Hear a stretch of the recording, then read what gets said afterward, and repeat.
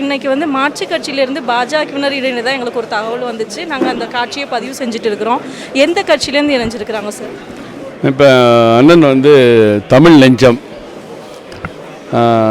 அண்ணன் சரவணன் ரெண்டு பேருமே ஆம் ஆத்மியில் ஓபிசி அணியினுடைய முக்கிய தலைவர்களாக இருந்தவங்க.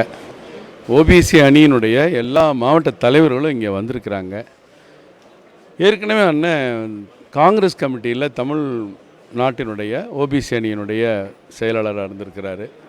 இன்றைக்கு ஆம் ஆத்மி செயல்பாடுகள் கடந்த சில ஆண்டுகளாகவே தவறான போக்கில் போயிட்டுருக்காங்க. காங்கிரஸினுடைய ஊழலை எதிர்த்து அண்ணா ஹசாரே ஊழல்கிட்ட போய் ஊழல் எதிர்ப்பு மாநாட்டில் போய் உட்காந்து நான் தான் அடுத்த ஊழலை ஒழிக்க வந்தவர்னு சொன்னவர் அதே காங்கிரஸ் கட்சியோட கூட்டணி சேர்ந்து தேர்தல் சந்திக்கிறாங்க. மதுபான கொள்கை மோசடியில் துணை முதலமைச்சர் சிசோடியா பல ஆண்டுகளாக ஜெயிலில் இருக்கார். இப்போ இவரும் போய் சிறைச்சாலையில் இருக்கார். தகுந்த ஆதாரங்கள் இல்லாமல் ஒரு மாநிலத்தினுடைய முதலமைச்சரை யாரும் கைது செய்ய முடியாது. அந்த தகுந்த ஆதாரங்கள் இருக்கிறதுனால தான் இன்னும் ஜாமீன் கூட கிடைக்காம அவர் உள்ளே இருக்கார். நேரடியான பண பரிவர்த்தனை நடந்திருக்கு. அவருடைய குடும்பத்தினர் அதில் நேரடி பண பரிவர்த்தனை சிக்கியிருக்காங்க.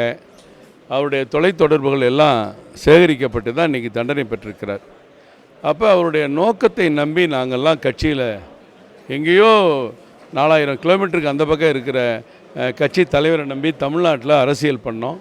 இனி அந்த அரசியலுக்கு வாய்ப்பு இல்லை. ஏன்னா அவருக்கும் தமிழ்நாட்டை பற்றி கவலை இல்லை. அப்போ தமிழ் நெஞ்சங்கள்லாம் வருத்தப்படுமா இருக்காதா?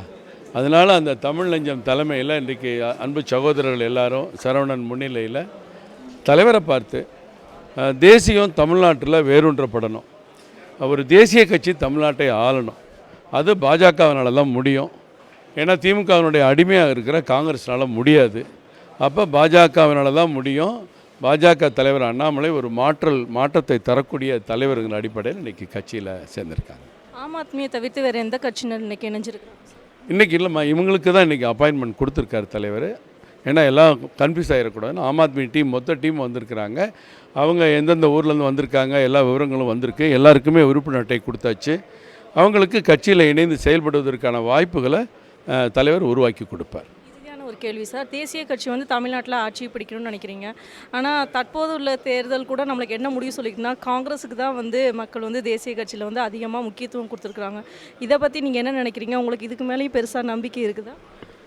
காங்கிரஸுங்கிறது குதிரை ஏறி பழகிட்டாங்கம்மா. அவங்களுக்கு தனியாக ஓட முடியாது. யாராவது அவங்கள தூக்கி சமக்கணும். ஆனால் பாஜக அப்படி இல்லை. நம்ம பல பேரை சுமக்க முடியும். தமிழ்நாட்டுக்காக உரிமையை பேச முடியும். கர்நாடக ஆட்சியை எதிர்த்து செல்வ பெருந்தகை பேச முடியுமா? தெலுங்கானா ஆட்சியை எதிர்த்து பேச முடியுமா? தமிழர்கள் உரிமைக்காக பாஜக பேச முடியும்.